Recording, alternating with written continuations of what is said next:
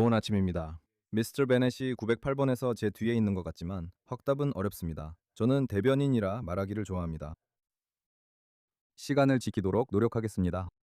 좋은 아침입니다. 이 자리에 있게 되어 기쁩니다. 이렇게 많은 영향력 있는 분들과 함께 무대에 설 수 있어 영광입니다. 이 나라에서 우리 지역의 미래에 대한 중요한 대화를 이끌어가고 계신 모든 분들과 함께하게 되어 영광입니다. 지난 1년간 많은 분들이 저를 이스라엘 국방군 아이데드 대변인으로 알게 되셨을 텐데 주로 파란 배경에서였고 빨간 배경은 아니었습니다. 저도 이제 익숙해지고 있습니다. 보통 저는 그곳에서 최신 소식을 전해드립니다. 하지만 오늘은 좀 더 개인적인 이야기를 나누고 싶습니다. 오늘 우리가 어디에 있는지에 대한 제 생각과 지금까지의 일들에도 불구하고 여전히 낙관적인 이유를 말씀드리고 싶습니다. 이 역할을 맡기 전에 저는 4년 동안 이스라엘 국방군 IDRF 국제협력 부서장으로 일했습니다. 말 그대로 저는 군대 외교부 장관이었습니다. 그래서 그 시기는 중동에서 극적이고 결정적인 시기였습니다.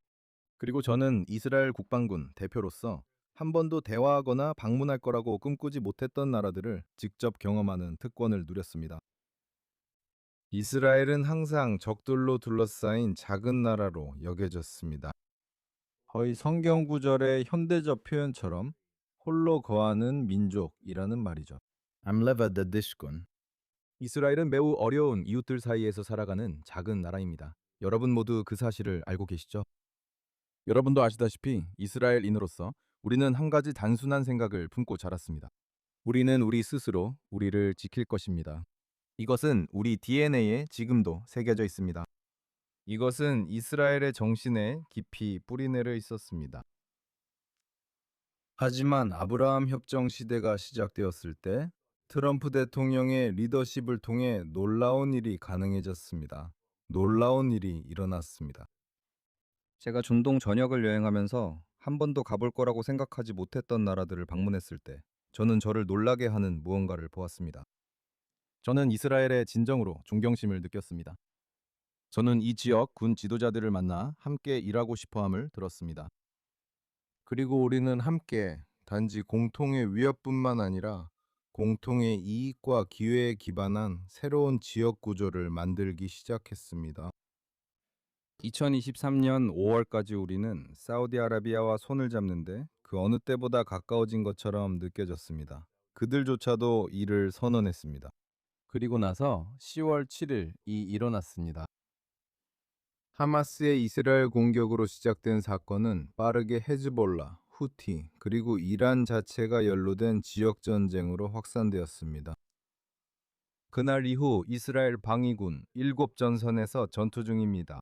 온 국민이 봉사의 부름에 응답했습니다. 이번 전쟁은 세계의 중요한 사실을 드러냈습니다. 이란의 야망은 이스라엘의 국경에서 멈추지 않습니다. 이란의 미사일, 드론, 그리고 대리 세력들은 중동 전체의 안정은 물론 점점 더 그 너머까지 위협하고 있습니다. 많은 사람들이 10월 7일 이 아브라함 협정의 끝을 의미하는지 궁금해합니다.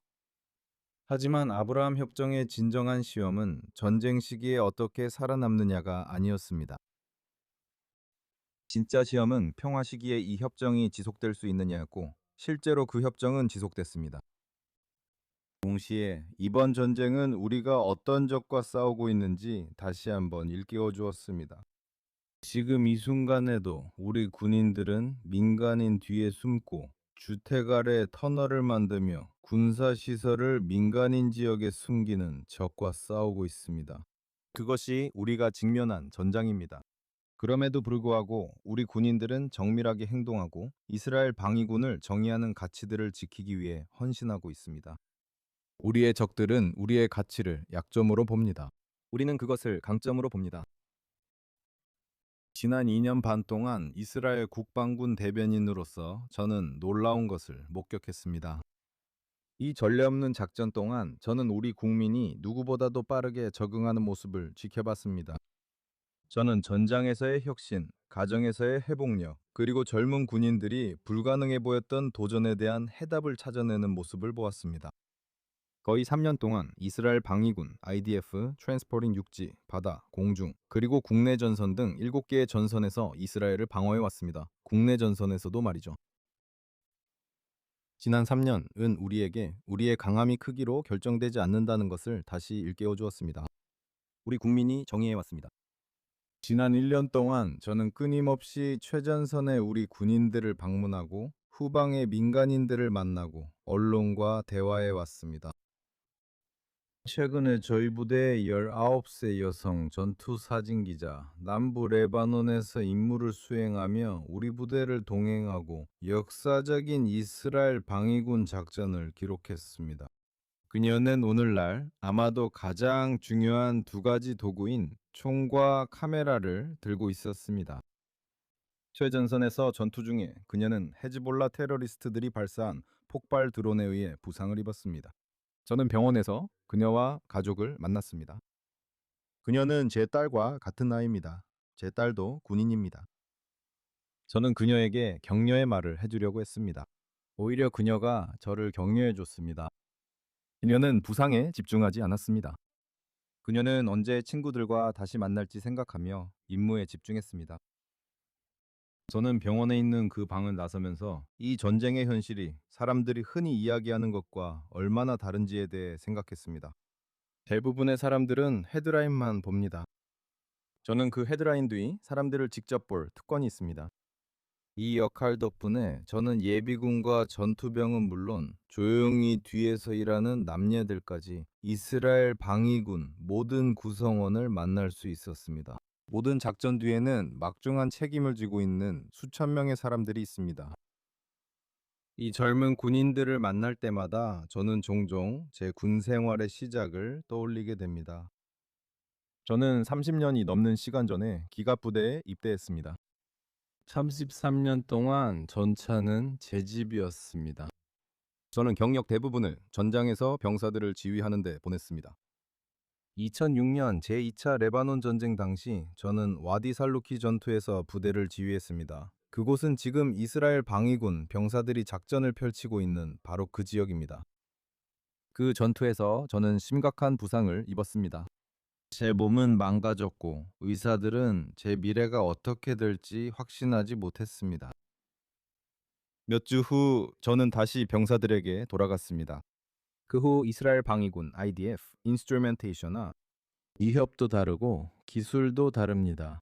어떤 면에서는 전장도 다릅니다. 하지만 변하지 않은 것도 있습니다. 책임감, 그리고 나라가 부를 때 앞장서겠다는 의지는 변하지 않았습니다. 그 같은 정신이 이 세대에도 존재합니다. 그들은 정말 대단합니다. 그것은 분명히 보입니다. 감사합니다. 예비군들이 반복해서 보여주는 모습에서 그것을 볼 수 있습니다. 소집에 응합니다. 저는 종종 IDF의 전략이 무엇입니까? 라는 질문을 받습니다.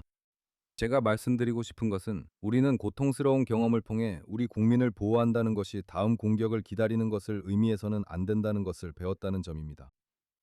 휴전이란 10월 6일에 현실로 돌아가는 것을 의미해서는 안 됩니다. 오늘날 이스라엘 방위군 IDF 선제적으로 행동하고 주도권을 잡고 있습니다. 우리는 위협이 공격으로 이어지기 전에 제거하고 적들이 재건할 수 있는 능력을 차단합니다. 각 전선에서 하나의 교훈이 이번 전쟁 내내 우리를 이끌었습니다. IDF 병사들은 적과 이스라엘 국민들 사이에서 완충 역할을 하며 전선에 서 있습니다.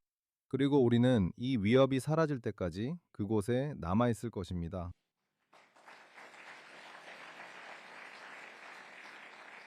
제가 IDF 대변인 역할을 맡았을 때 완전히 이해하지 못했던 한 가지는 이 전쟁의 얼마나 다양한 부분을 직접 목격하게 될지였습니다.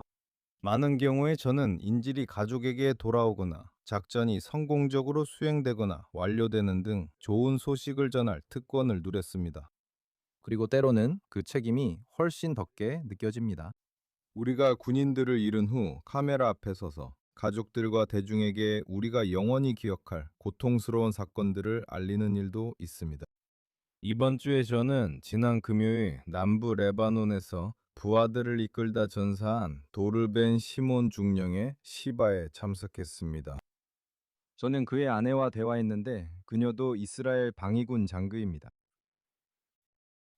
불과 1년 전 도르는 자신의 절친한 친구인 가이니슬리 소령을 기리기 위해 딸의 이름을 가이아라고 지었습니다. 가이니슬리 소령 역시 가자에서 전투 중 부상을 입고 전사했습니다.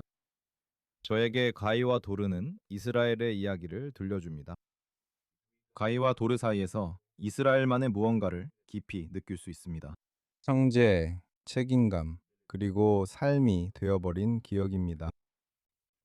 지난 3년을 되돌아보면 친구들과 동맹국들의 지원이 없었다면 이 전쟁은 매우 달라졌을 것임을 압니다. 미국 파트너들, 그리고 우리와 함께 모든 전선에서 언제나 어깨를 나란히 했던 군인 여러분께 감사드립니다. 이것은 단순한 동맹 그 이상입니다.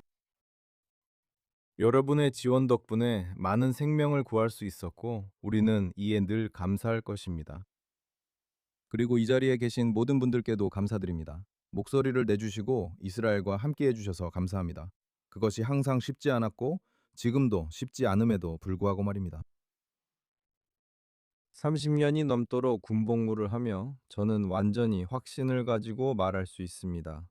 이스라엘의 가장 큰 힘은 탱크나 항공기, 정보력, 기술이 아닙니다. 이스라엘의 가장 큰 힘은 바로 그 국민들입니다. 그리고